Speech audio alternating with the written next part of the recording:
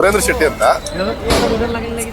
Sir ಇದು ಸುಮಾರು ಆದ್ರೆ ನಿಮ್ಮದು ಹೇಗೆ ಗೊತ್ತಾಯ್ತು, ಏನೇನಾಗ್ಬೋದು?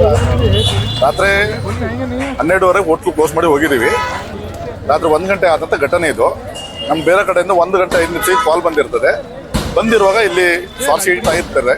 ಹೊರಗಡೆಯಿಂದ ಎಲ್ಲಿಂದ ಆಗಿದೆ ಅಂತ ಇನ್ನೂ ಕನ್ಫರ್ಮ್ ಇಲ್ಲ. ಅದ ನಂತರ ಫೈರಿಂದ ಬಂದಿರ್ತದೆ. ಎಲ್ಲ ಸಾಲ್ವ್ ಮಾಡಿದ್ವಿ ಬೆಳಿಗ್ಗೆಗೆ. ಹುಡುಗರು ಇದ್ದಿದ್ದು, ಹುಡುಗರಿಗೆ ಏನೂ ತೊಂದರೆ ಆಗಿಲ್ಲ. ಸೊ ಹೋಟ್ಲು ತುಂಬ ಲಾಸ್ ಆಗಿದೆ.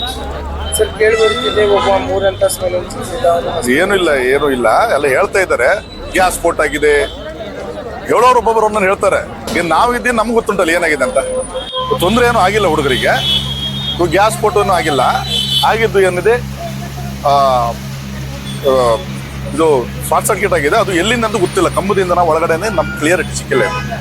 ಈಗ ಸರ್ ಇದು ಇಷ್ಟು ಫೇಮಸ್ ನಿಮ್ಮ ರೆಸ್ಟೋರೆಂಟ್, ಬಹಳಷ್ಟು ಮಂದಿ ಬರ್ತಿದ್ರು, ಅವ್ರಿಗೂ ಭಾಳ ಬೇಜಾರಾಗಿ ಅವ್ರಿಗೆ ನೀವು ನಿಮ್ಮ ಮತ್ತಿಂದ ಏನು ಹೇಳ್ಬೋದು?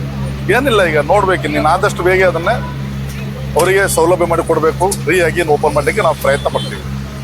ಈಗ ಆಕಸ್ಮಿಕವಾಗಿ ಆಗಿದೆ, ಯಾರದೇ ತೊಂದರೆಯಿಂದ ಆಗಿಲ್ಲ, ಯಾರದ್ದು ಮಿಸ್ಟೇಕಿಂದ ಆಗಿಲ್ಲ.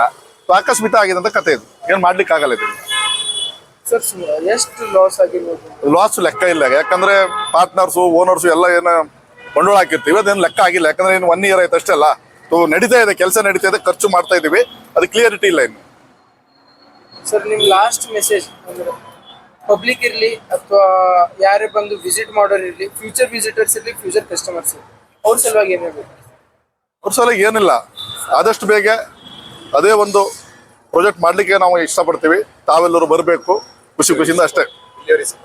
ಇಷ್ಟು ತನಕ ಸಪೋರ್ಟ್ ಮಾಡಿದ್ರೆ ಇನ್ನು ಮುಂದೆ ಸಪೋರ್ಟ್ ಮಾಡಬೇಕು.